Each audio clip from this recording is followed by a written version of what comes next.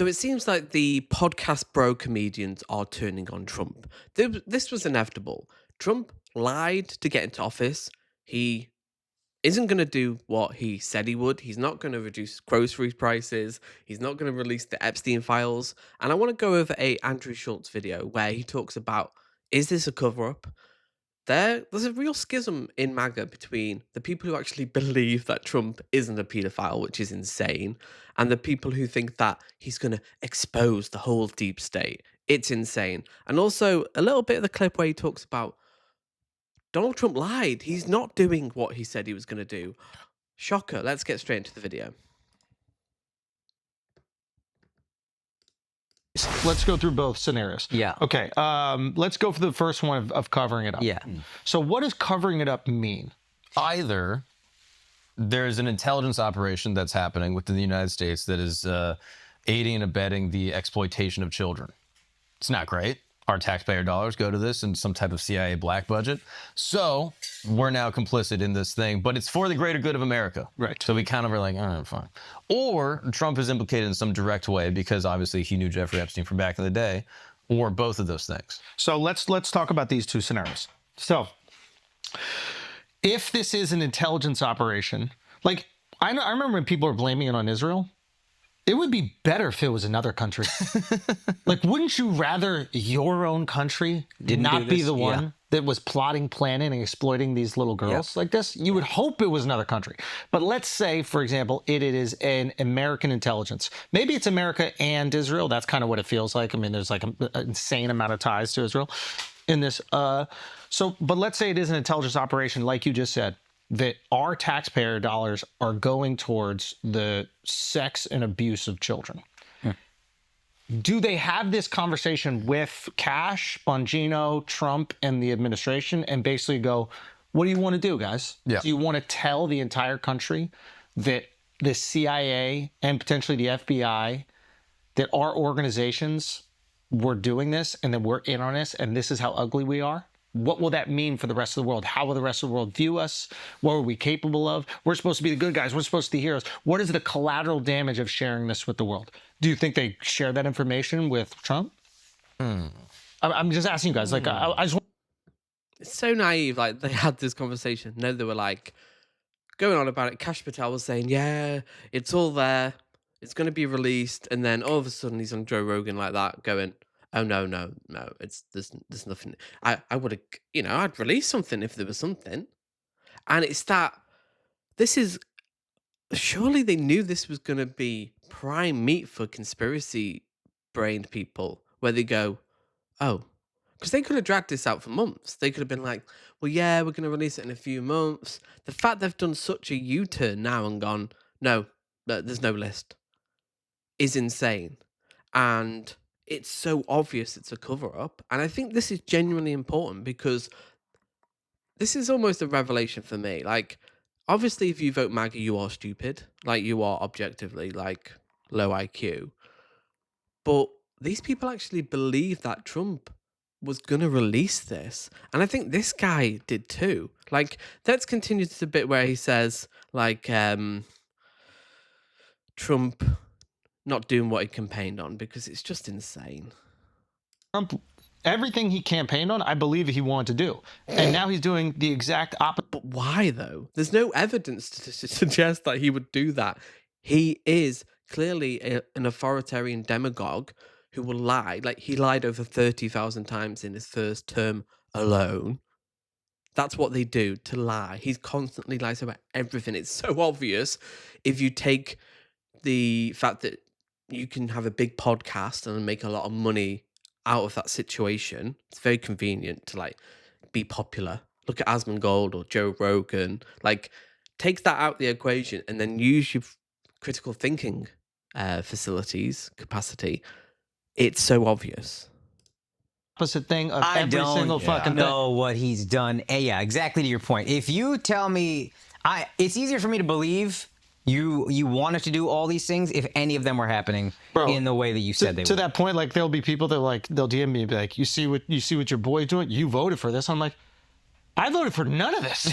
He's doing the exact opposite of everything I voted for. Yeah. It's so incoherent because you hear people saying this, like, Oh, he's well, this guy, he's doing the complete opposite. Yeah, he's a liar. And then you hear people going like, well, he's not going far enough. I need more mass deportations. I need more tax cuts. I need more deficit spending. I need more curtailing of freedom of speech. It's insane. I want him to stop the wars. He's funding them. I want him to shrink spending, reduce the budget. But you need to just look at his behavior in the past. In his first term, he increased the deficit by cutting taxes.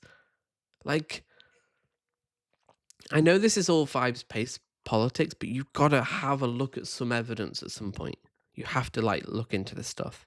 Increasing it. It's like everything that he said he's going to do, except sending immigrants back. And now he's even flip-flopped on that, which I kind of like. But he's like, oh, well, we kind of need the people working in restaurants and we need our farmers. It's like everything that he's just so incoherent. So so the one thing he really ran on, which was immigration. Let's be honest. He was just deportation, the insane asylum, lunatics, criminals coming over the border. You kind of go against that now. Oh, we do need immigrants now.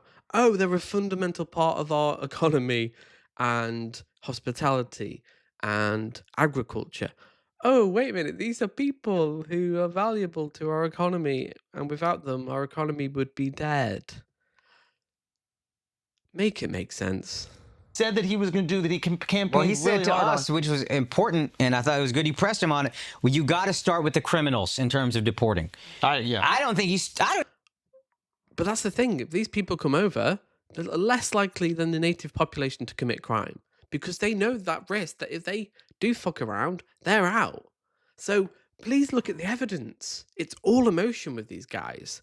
It's insane. And to think that these are comedians.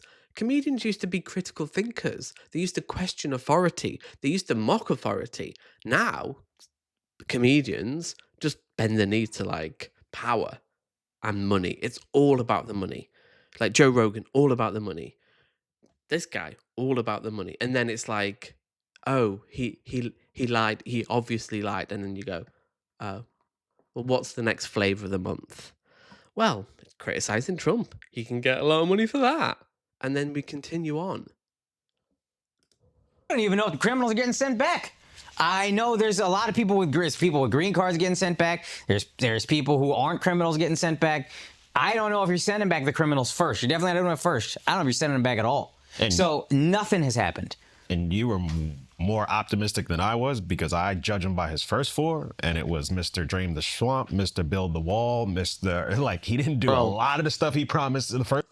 No shit. For, so why would anything? I already expect politicians to not do most of the shit they say. Mm-hmm. What? Oh my God. It's just like, how do you deal with this in politics? Like, how do you deal with people who don't have critical thinking abilities, who have big platforms, who don't have basic assumptions that they question? They go, actually, right, let's look at his record. What's he done? Cut taxes for the wealthy, increase deficit. That was his main thing. He rode on the back of Obama's economy and didn't really do what he said, apart from tax cuts.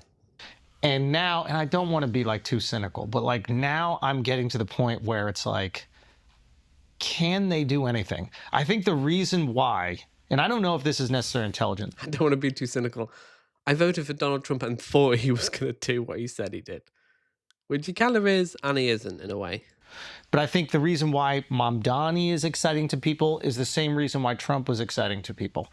When you are so fed up with the status quo, 1000%. when you feel like the status quo will do nothing and change nothing, you have way more of a longer leash for the outsiders' ideas than you do the status quo's ideas. Yeah. Whatever Cuomo says, I don't even know if I believe it because he's status quo. Mm-hmm. Yeah. So I'm like, it's just going to be the same old fucking bullshit. Mamdani comes in with these wild ideas that he cannot do. Like most of them, he literally just physically cannot do them.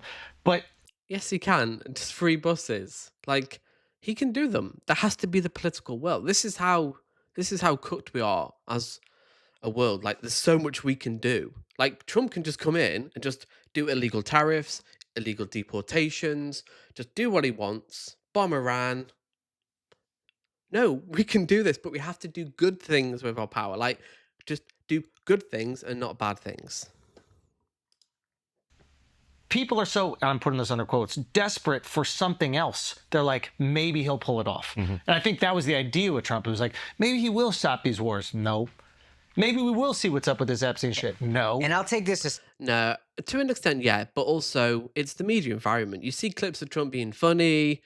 People aren't interested in policy. It's all vibe based. Like, he is just vibes. It's like, oh, he's really literally said, like, yeah, I want a politician who fucks. That's it.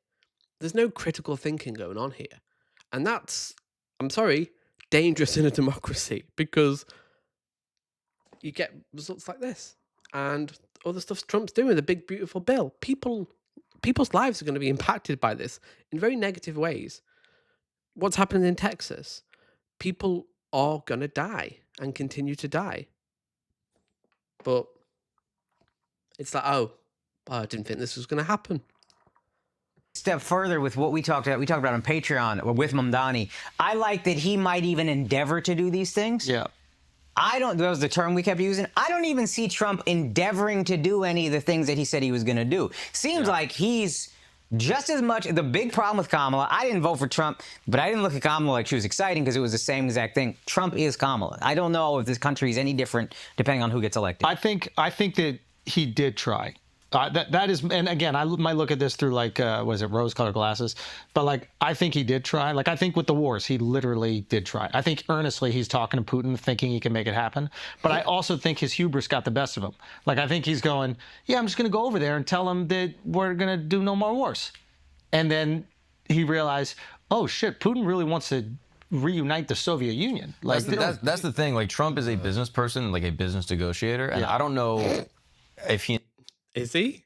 He's really not. He's not a great businessman. We'll end there. So now we're in a position where obviously the backlash is coming, but the question remains, are Democrats going to embrace Mamdani? It seems like they're not at the moment, but they need to. That's the future of the Democratic Party, realistically, because Hakeem Jeffries, Chuck Schumer, like, no. The Democratic base wants something different.